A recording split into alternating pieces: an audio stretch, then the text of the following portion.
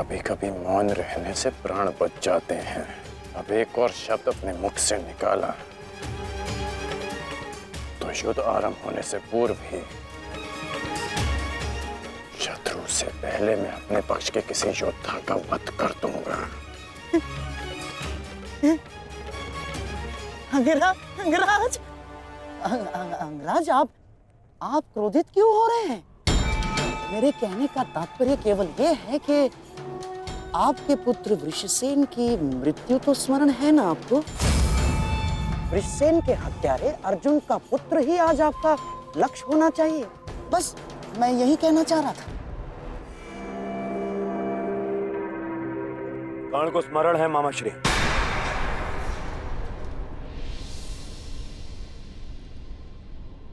और मुझे भी।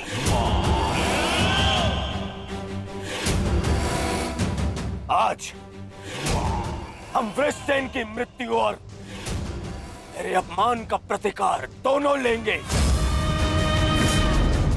मैं केवल इतना जानना चाहता हूं कि इस प्रतिकार से पूर्व उस कौटे अर्जुन को मार्ग से हटाने का क्या प्रबंध करना चाहिए?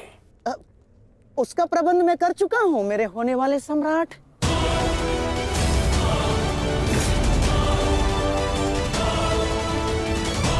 महाराज, त्रिगत नरेश सुशर्मा अवसर का लाभ उठाने के लिए एक विशाल सेना के साथ विराट पर आक्रमण करने जा रहे हैं। विराट नगर को सहायता की आवश्यकता है। शीघ्र कुछ कीजिए। मुझे शीघ्र ही विराट प्रस्थान करना होगा।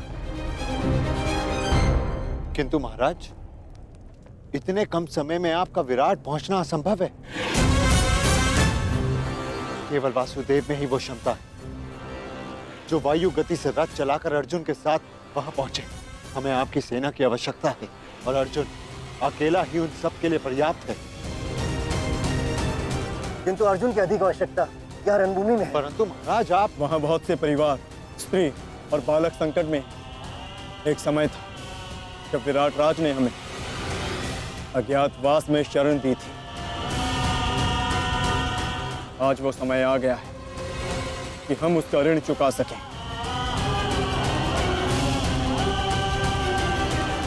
और फिर अभिमन्यु भी तो यहाँ है। मुझे इस पे पूर्ण विश्वास है।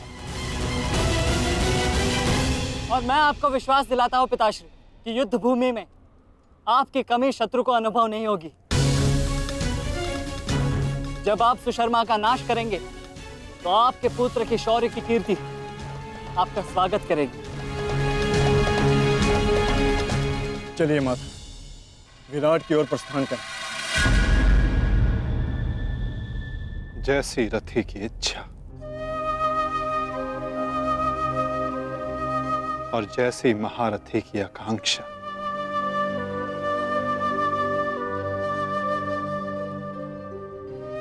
आओ पार्थ।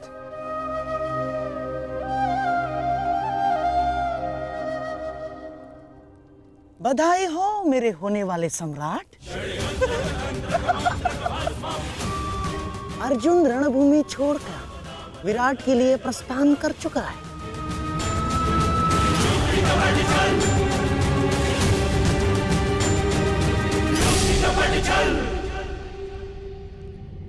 आचार्य द्रोण, समय आ चुका है। हमारी सेना को अपनी योजना अनुसार सज्ज कीजिए। किस प्रकार चक्की का पत्थर एक ही चक्कर में अन्न के दानों को पीस देता है, उसी प्रकार हमारी यह सेना शत्रु सेना को एक ही चक्कर में पीस देगी युवराज। और अपनी सेना के नाश को रोकने के लिए आएगा वो महावीर अभिमन्यु। और वहां हम उसके प्राण फाड़ लेंगे, जिसने मुझे अपने बाणों के चक्र में फंसाया था। आज वो फंसकर मरेगा हमारे चक्रव्यूह में। युद्ध का 13वां दिन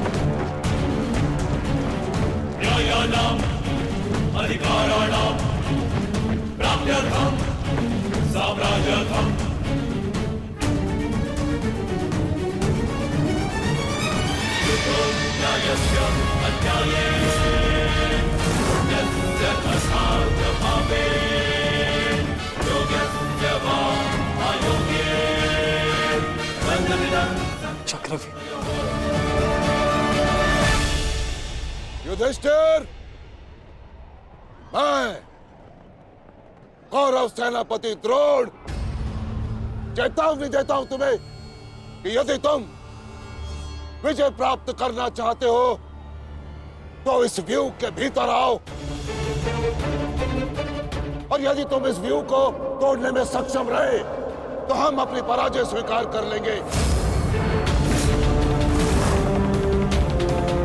और यदि नहीं तो तुम अपनी हार स्वीकार कर लेना। सुना तुमने?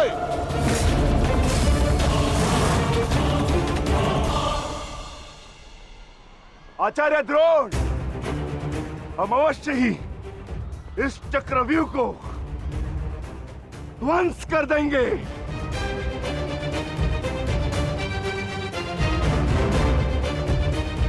यह संभव है। चक्रव्यूह युद्ध का सबसे कठिन और सबसे विनाशकारी व्यू है। इसका हल केवल अर्जुन के पास है। यह आचार्य द्रोण की योजना थी, इसीलिए अर्जुन को युद्ध भूमि से दूर किया गया।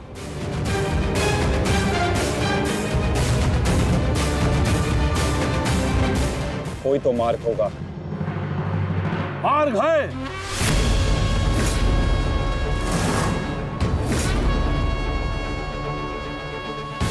मैंने भी उसी आचार्य भारद्वाज से चक्रव्यूह भेदन सीखा है। जिस आचार्य भारद्वाज से उस द्रोण ने चक्रव्यूह की रचना सीखी।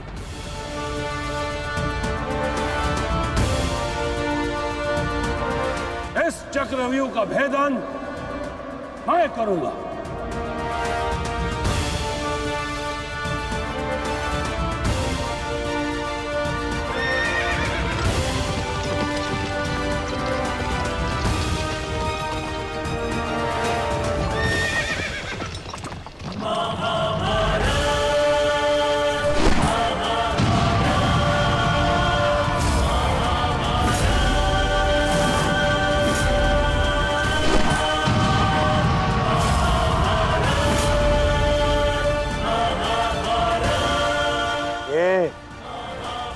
क्या है आचार्य?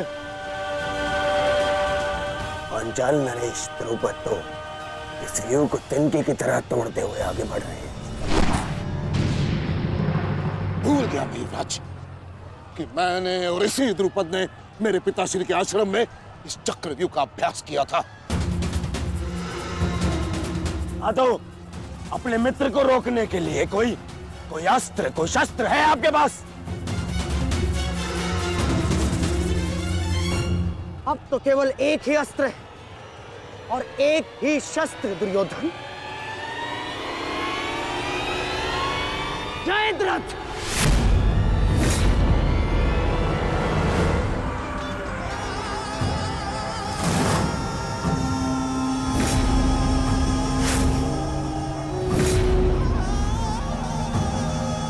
जयद्रथ, कदाचित द्रौपदी के पतियों द्वारा किया गया अपमान भूल गए हो तुम। इसीलिए द्रौपदी के पिता के समक्ष उपस्थित हुए हो। आज द्रौपदी के पति हो या उसके पुत्र, कोई मुझे नहीं रोक सकता।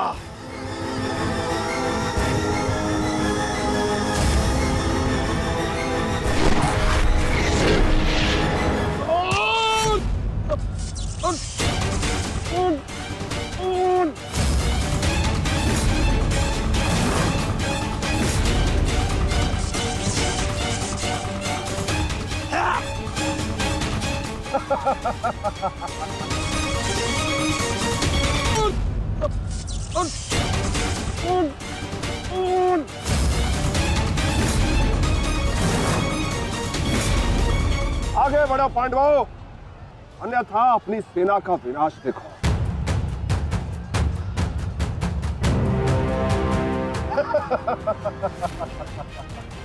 ज्येष्ठ पिताश्री, मुझे आज्ञा दीजिए।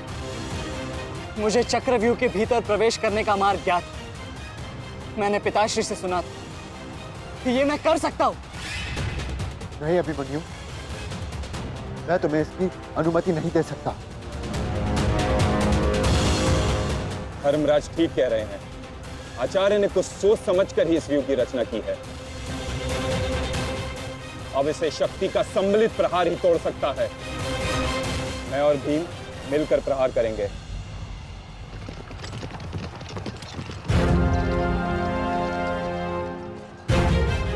देखिए ने मामा श्री,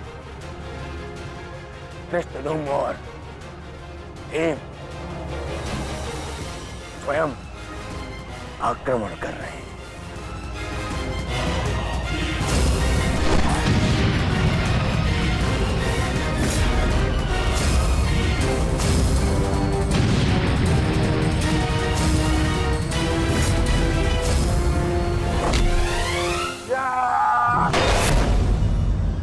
आज इनके हर एक प्रहार का उत्तर है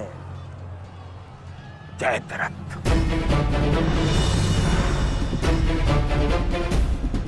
चक्रव्यूह में प्रवेश करने से पूर्व मुझसे नहीं मिलोगे मित्र? स्मरण है ना 5 चोटियां? आज उसी के प्रतिकार का दिन है। प्रभु, मैं चाहता हूं कि युद्ध भूमि में किसी एक दिन सभी पांडवों पर विजय पा सकूं। सब पांडवों पर विजयी होने का आशीष नहीं दे सकता जयद्रथ, क्योंकि अर्जुन को मैंने पशुपतास्त्र दिया। मेरा ही वरदान मेरी ही शक्ति को छीन नहीं कर सकता। इसलिए केवल अर्जुन को छोड़ जिस दिन तुम चाहोगे, शेष संसार के समस्त योद्धाओं के समक्ष तुम अपराजय रहो। आगे बढ़ो भीम, आज मेरी गदा का स्वाद भी चक्कर देखो।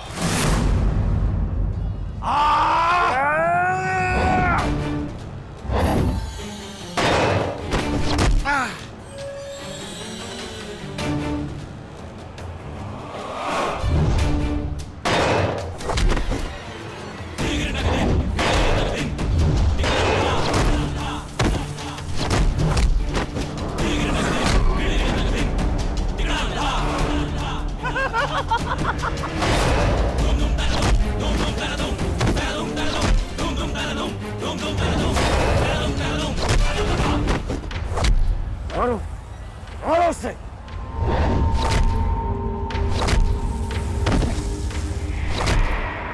ताजश्री, आप ऐसा कैसे होने दे सकते हैं?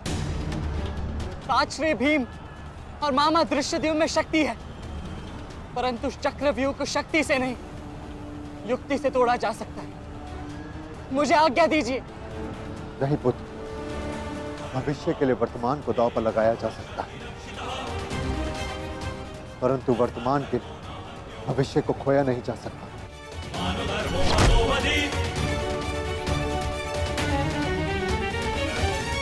और मामा दृश्यद्युम्न में शक्ति है, परंतु चक्रव्यूह को शक्ति से नहीं, युक्ति से तोड़ा जा सकता है। मुझे आज्ञा दीजिए। नहीं पुत्र, भविष्य के लिए वर्तमान को दांव पर लगाया जा सकता है, परंतु वर्तमान के लिए भविष्य को खोया नहीं जा सकता। एक दांव लगाने के दोष के कारण मैं आज इस महायुद्ध में खड़ा हूं। मैं दूसरा दांव नहीं लगा सकता अभिमन्यु। परंतु आज यदि चक्रव्यूह को तोड़ा ना गया तो हम ना केवल हार जाएंगे, बल्कि मेरे पिताश्री का सर भी झुक जाएगा। आपने वो दांव लगाकर सर झुकाया था और मैं ये दांव खेलूंगा अपने पिताश्री का सर ऊंचा रखने के लिए। मैंने उन्हें वचन दिया था कि युद्ध भूमि में शत्रु को उनकी कमी अनुभव नहीं होगी, और मुझे शत्रुओं को वीर अर्जुन के रक्त का तेज दिखाना है। इसीलिए आज्ञा दीजिए ताजश्री, और फिर मैं अकेला कहाँ हूं? चक्रव्यूह में मेरे प्रवेश करते ही आप भी मेरे पीछे पीछे अंदर आ जाइए। मैं मार्ग बनाऊंगा और आप चक्रव्यूह को ध्वंस कीजिएगा। सोचिए मत, समय नहीं है ताजश्री। आशीर्वाद दीजिए।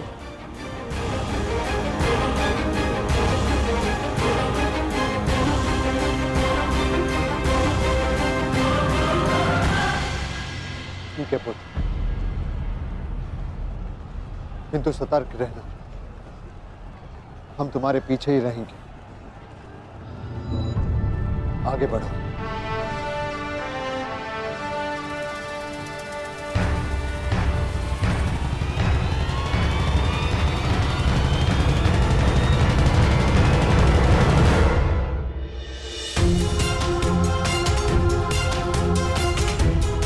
जाओ सही, जाकर सो जाओ, क्योंकि जीवन की हर रात्रि सदैव सोने के लिए नहीं होती।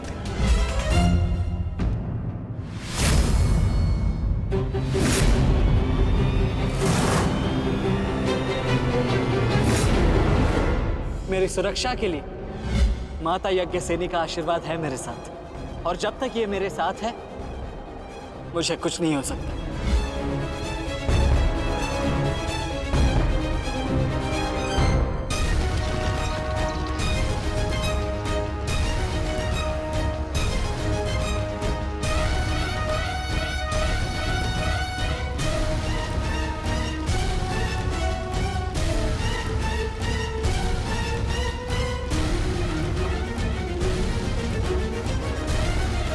क्या हुआ माता?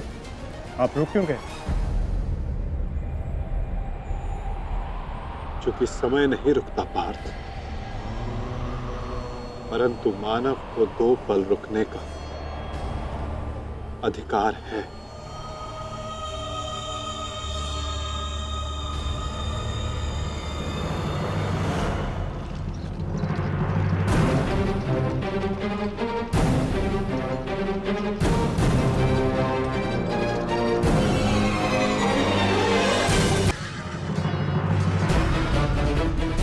सारथी, आगे बढ़ो।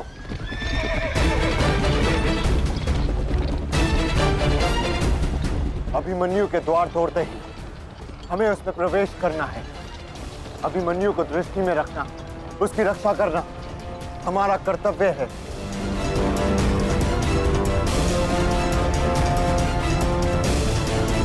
आ बालक, आ भारतीयों, ऐसी मृत्यु देने से कि इसकी चित्कार उन पांडवों के हृदय को चीर देगी। और स्मरण रहे, सरल मृत्यु नहीं देनी है इस अभिमन्यु को।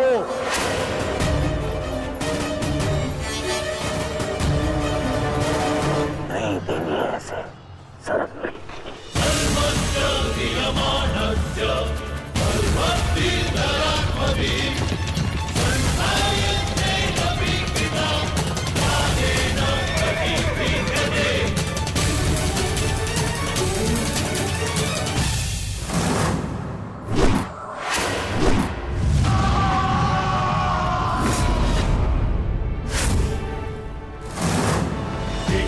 साक्षी, मुझे मार्ग मिल गया है। इससे पहले कि द्वार बंद हो जाए, आप शीघ्र ही मेरे पीछे आइए। सारथी, शीघ्रता करो। शीघ्रता करो सारथी, शीघ्रता।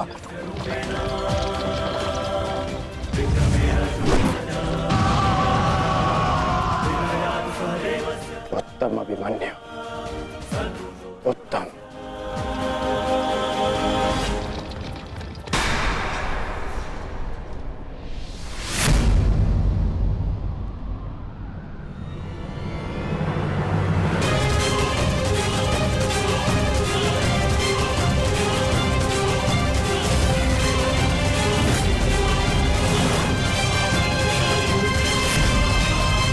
एक बार तुम्हें क्षमा कर दिया था, किंतु अब नहीं।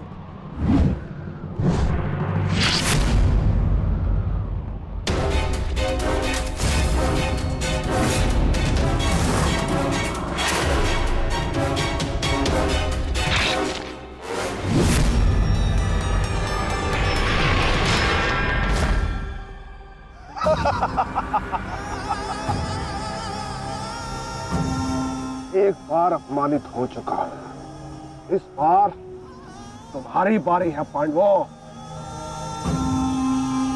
महादेव का वरदान सफल रहा। आज इस युद्ध भूमि में केवल मेरा शासन होगा, मेरा। केवल अर्जुन के अतिरिक्त कोई मुझसे जीत नहीं पाएगा पांडवों। और आज सिर्फ एक ही मृत्यु होगी।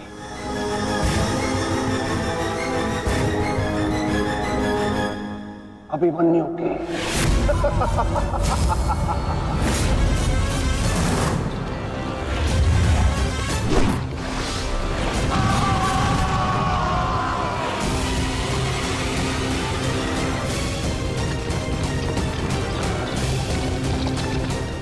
एक चक्रव्यूह तुम्हें पराजित करने के लिए नहीं है मूर्खों। ये तो उस अपमान का प्रतिकार था जो कल अभिमन्यु ने युवराज दुर्योधन के साथ किया था। उसने दुर्योधन का मान हरण किया था और आज वो उसके प्राण हरण करेगा।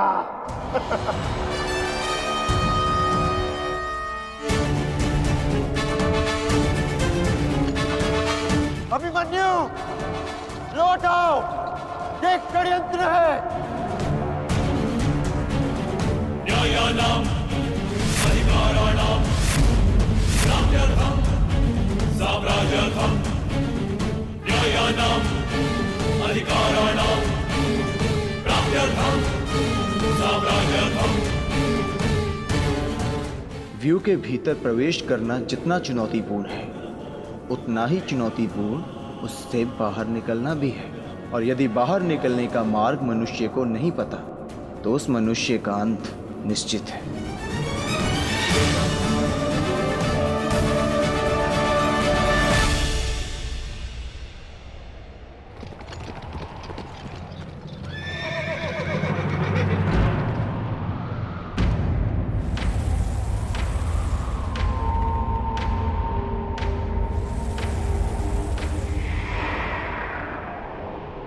आगे बढ़िए माधव, शत्रु समक्ष है।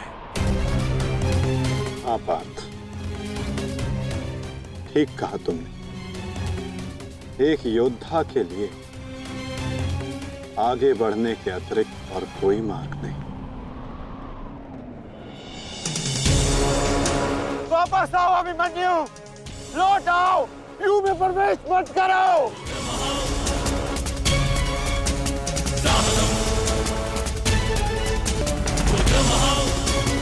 मेरे लिए अब लौटना संभव नहीं था श्री। यदि हमने इस चक्रव्यूह को नहीं तोड़ा तो हम ये युद्ध हार जाएंगे और मेरे रहते ये संभव नहीं। समझने का प्रयत्न करो पुत्र। ये सब तुम्हें घेर कर तुम्हारे प्राण लेना चाहते हैं। लौट आओ अभिमन्यु, लौट आओ। एक योद्धा मृत्यु के भय से पीछे नहीं हटता था श्री। वो आगे बढ़कर मृत्यु का वरण करता है। और आज मृत्यु को भी अर्जुन पुत्र के बाणों का तेज सहना होगा।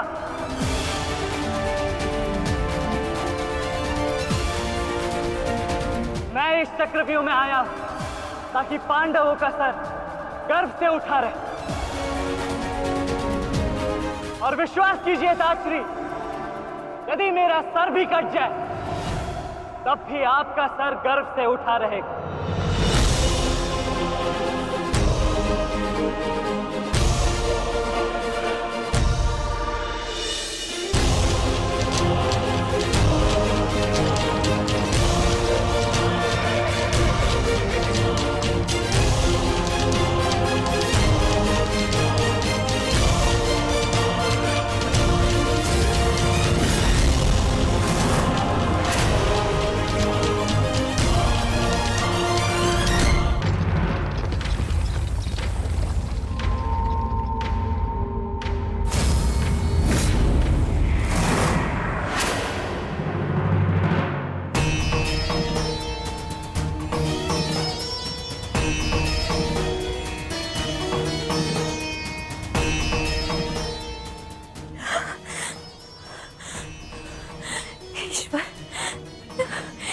ईश्वर मेरे पुत्र की रक्षा करना।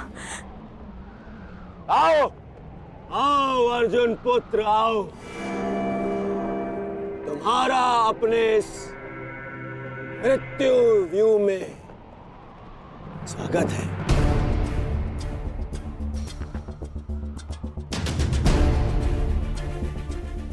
एक वीर योद्धा से सुना था मैं, हे मृत्यु, तैयार यदि तू आने को, प्रसन्न मुखा, द्वार खुला है तेरा स्वागत, प्रसन्न मुखा।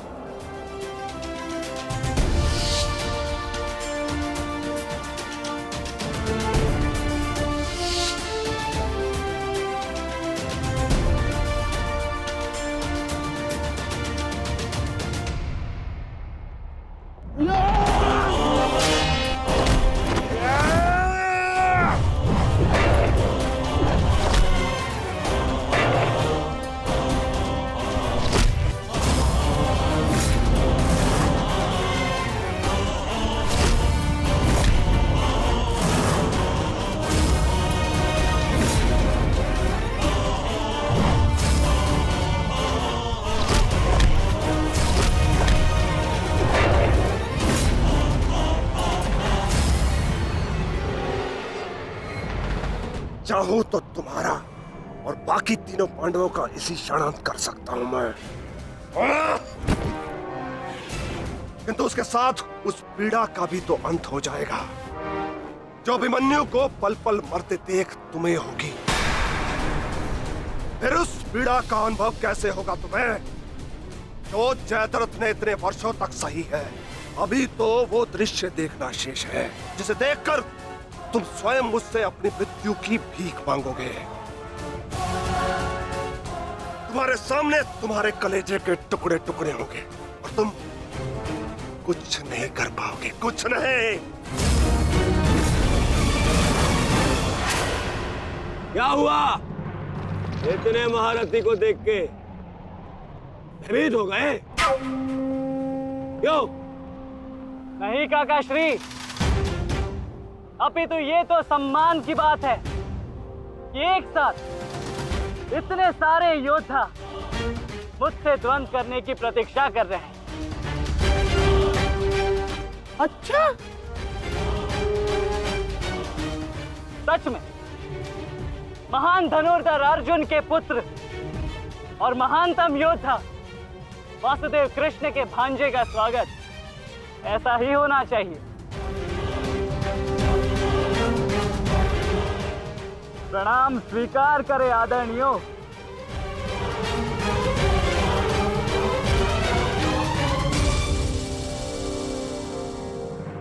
अपनी सीमा में रहो बालक। जितना कम अपमान करोगे उतनी ही कम पीड़ादायक मृत्यु मिलेगी तुम्हें। जितना जीवित रहूंगा उतनी हानि करूंगा, क्योंकि मेरी श्वास ही मेरा अस्त्र है और जब तक मेरी श्वास चलेगी तब तक यमदेव तांडव करेंगे।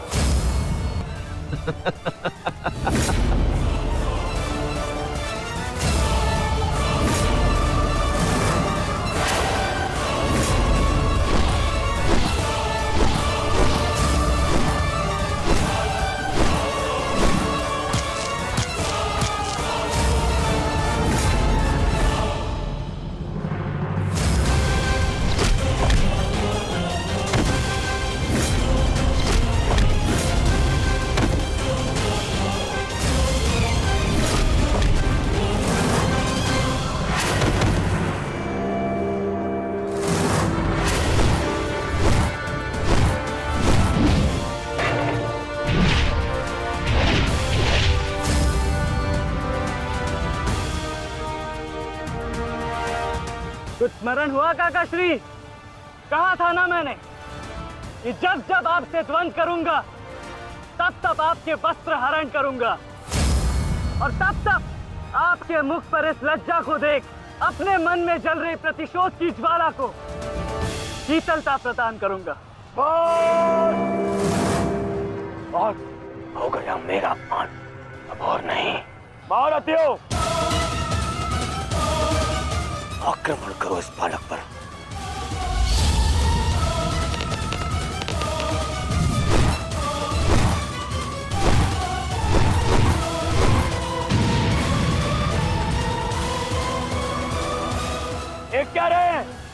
नियम का पालन कीजिए, मेरा प्रतिशोध लीजिए, आक्रमण कीजिए आचार्य।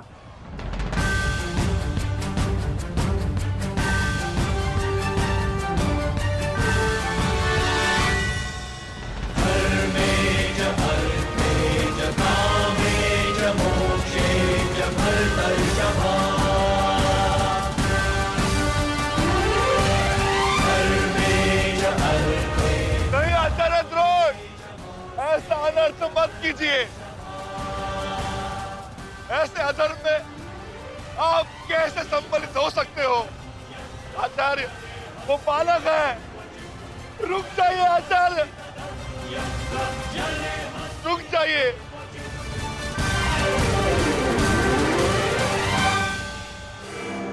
अपना दिया वचन स्मरण है ना पिताश्री? इस बालक की शक्ति इस रथ में है, जो इसे सुरक्षित की हुई है। आचार्य, इस बालक को रथ विहीन कीजिए।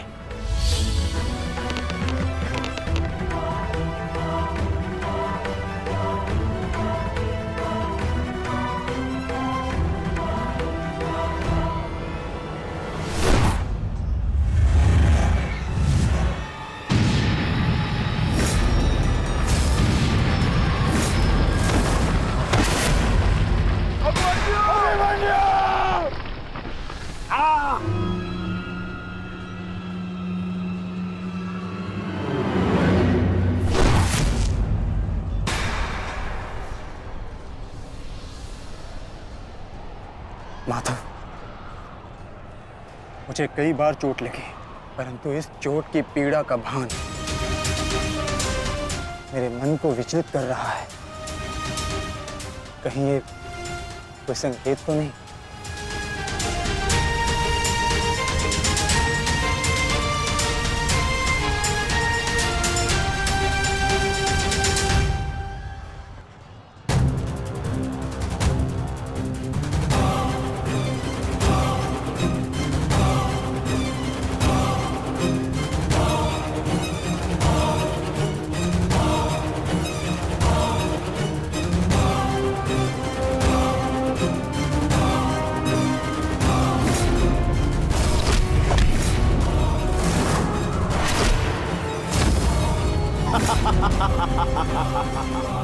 दुर्योधन, केवल आचार्य द्रोण को अपना वचन ज्ञात कराने से क्या होगा?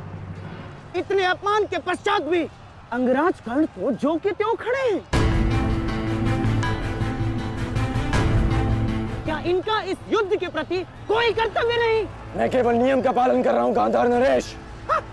नियम और नीति कहती है कि एक योद्धा के साथ केवल एक ही योद्धा युद्ध कर सकता है, और तुरंत के लिए अभिमन्यु युद्ध के लिए किसको चुनेगा वो उसका अधिकार है। नहीं मित्र, ये विकल्प लेने का समय नहीं है। अंत करो इसका। नहीं मित्र, हमें ये युद्ध जीतने के लिए अनीति का सहारा लेने की आवश्यकता नहीं है। नीति सिखाते सिखाते प्रपितामह शरशैया पर चले गए। यदि इन्हें नीति का ज्ञान होता तो आज ये युद्ध संभव ही ना होता। अभिमन्यु, तुम्हें विकल्प चुनना होगा।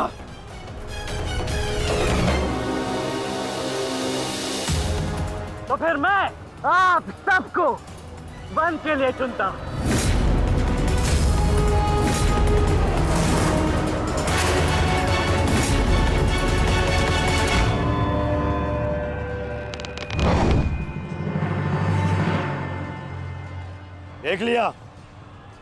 देख लिया इसने अपना विकल्प चुन लिया। अब इस पर दया दिखाने की कोई आवश्यकता नहीं है। अब आक्रमण करने की आवश्यकता है। आक्रमण करो और अपना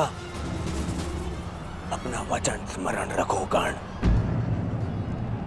देख रहे हो पांडवों, अभी तो ये रथ विहीन हुआ है,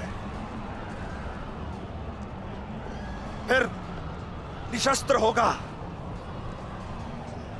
और फिर प्राणहीन।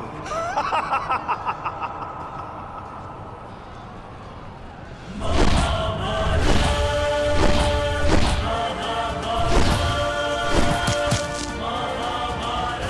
ये क्या कर रहे हो?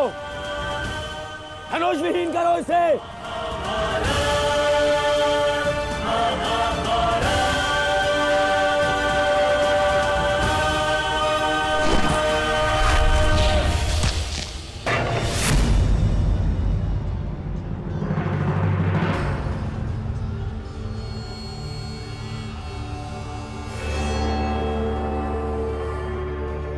ठहरो मत,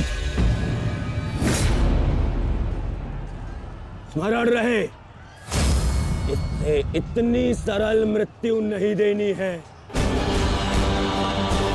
सूर्यास्त होने तक इसकी श्वास इससे अलग नहीं होनी चाहिए। अबे इसमें बहुत पीड़ा सहनी शेष है। मित्र, ये एक योद्धा है, इसे योद्धा की मृत्यु दो। अरे योद्धा नहीं है ये, उन भगोड़े पांडवों का मेला रक्त है। इसे बहना होगा। मित्र जागो, जागो मित्र, और प्रहार करो।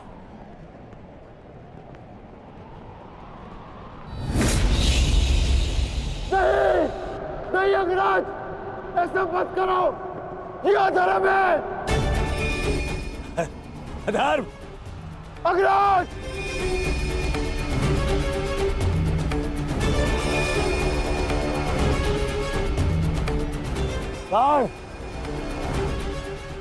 स्मरण करो, स्मरण करो कैसे इन पांडवों ने तुम्हारे पुत्र को मारा था। दया तो इन्होंने भी नहीं दिखाई थी उस पर। उसकी पीड़ा का मान है मुझे। और प्रहार करो का, प्रहार करो उस पर।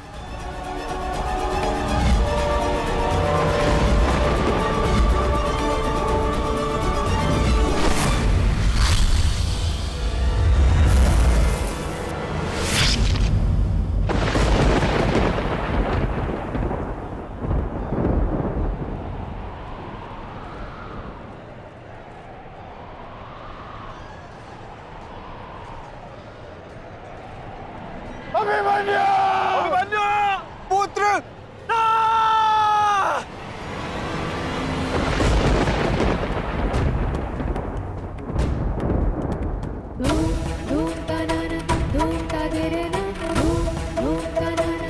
क्या हुआ माताश्री?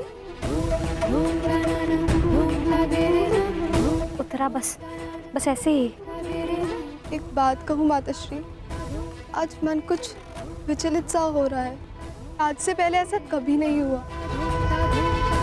अरे तो रोज ही युद्ध पे जाते हैं, परंतु आज कुछ विचित्र सा अनुभव हो रहा है।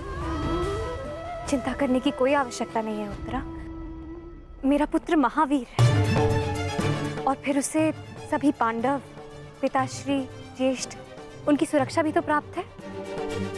मुझे पूर्ण विश्वास है अभिमन्यु विजयी होकर लौटेगा और तुम उसका तिलक करोगी। हे सूर्यदेव, आज तनिक शीघ्र अस्त हो जाओ। मेरा पुत्र बिना सुरक्षा कवच के युद्ध में गया है।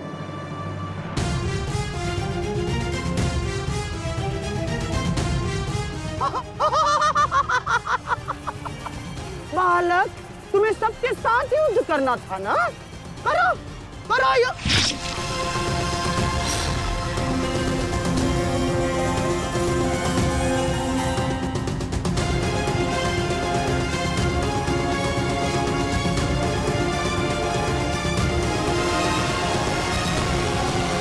थक गए योद्धा? मेरी चुनौती अभी समाप्त नहीं हुई।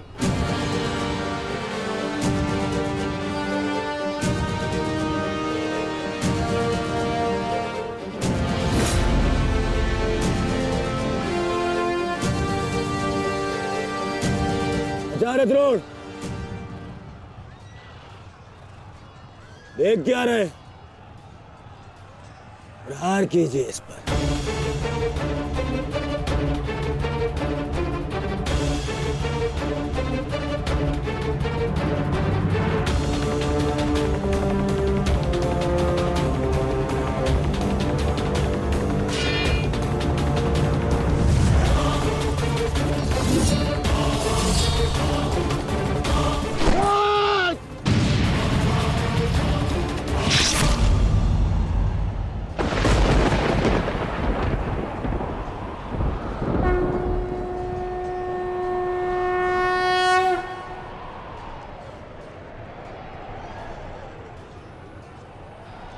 अब ठीक है ना माधव?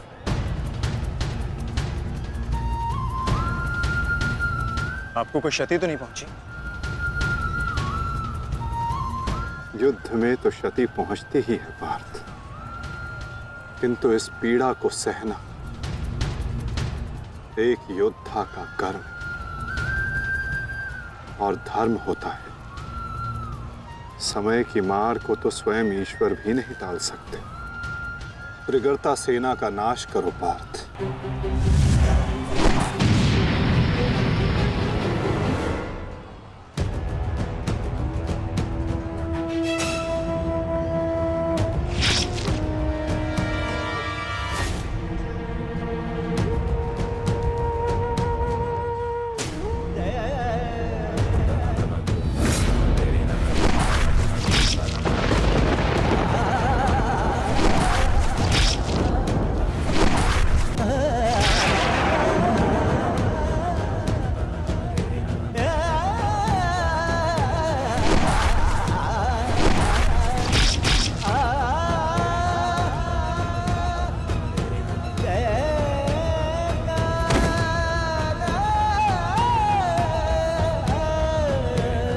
ये द्वंद्व अभी शेष है।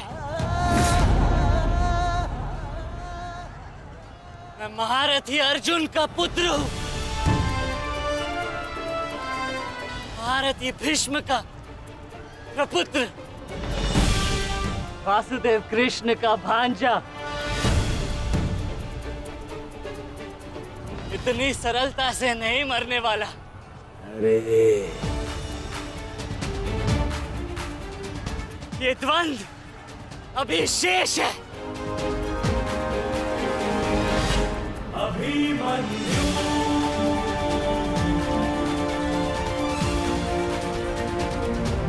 अभिमन्यु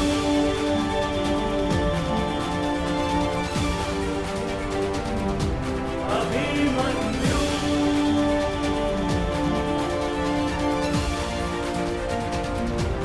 अभिमन्यु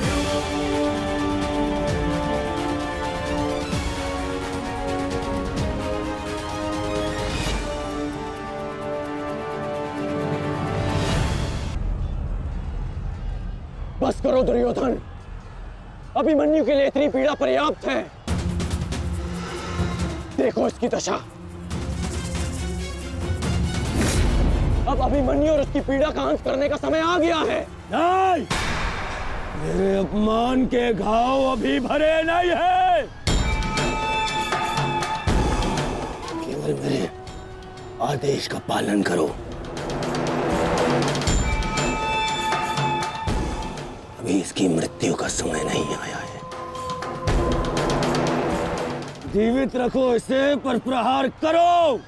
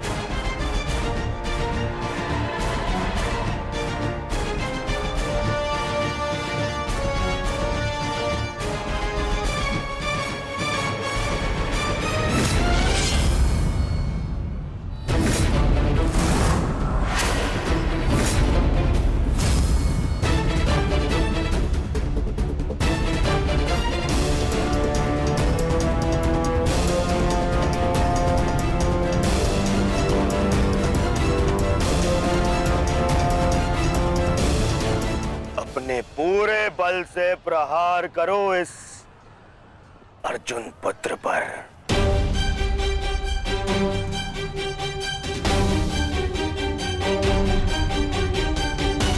और स्मरण रहे,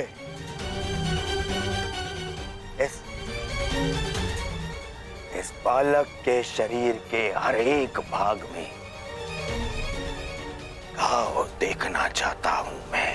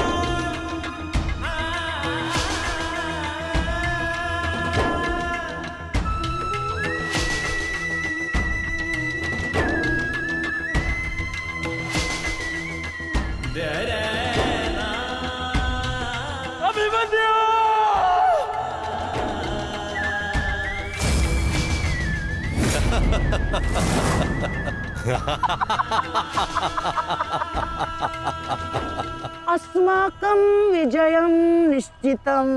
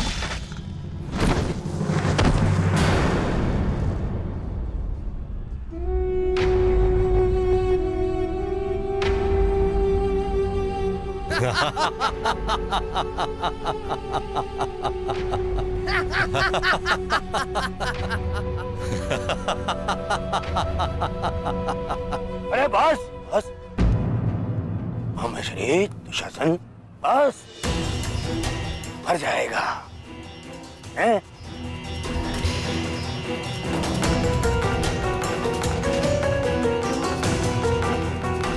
क्यों? इस बात की प्रतीक्षा है? इतना पर्याप्त नहीं? चल एक मांग मुझसे, मैं तुझे मृत्यु दूंगा भीख में। आजा, मांग भीख। बड़ों के समक्ष हाथ भीख के लिए नहीं, आशीर्वाद के लिए बढ़ाते हैं काका श्री।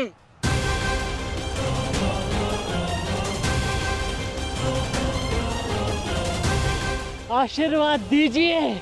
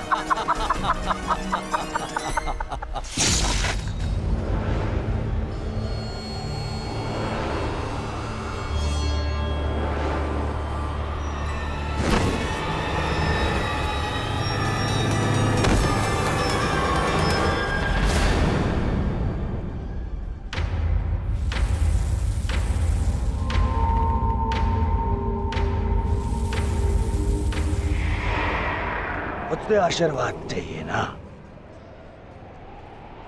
तो ठीक है।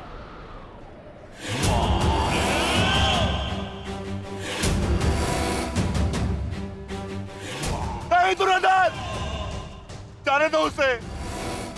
ऐसा मत करो दुर्योधन, ऐसा मत करो।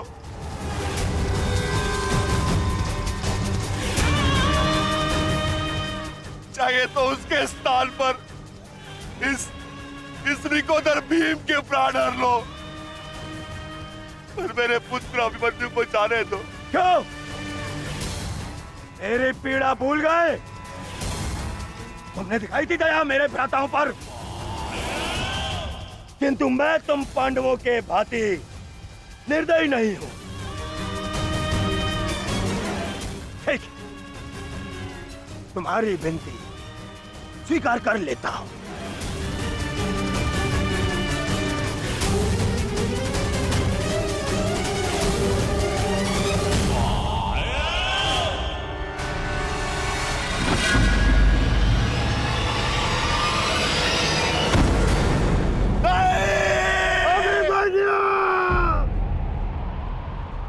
आओ, आओ मुझसे भीख मांगो।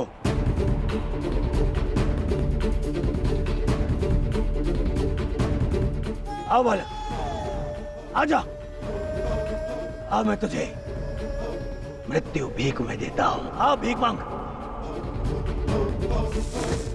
आजा। हाँ,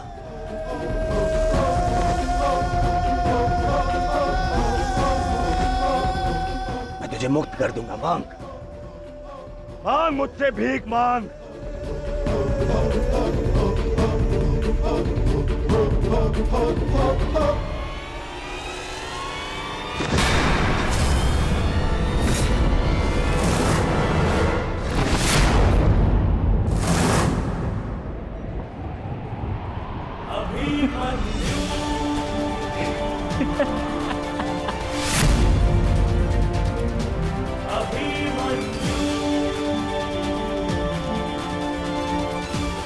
कहा था ना मैंने काकाश्री, जब जब मिलूंगा वस्त्रहरण करूंगा।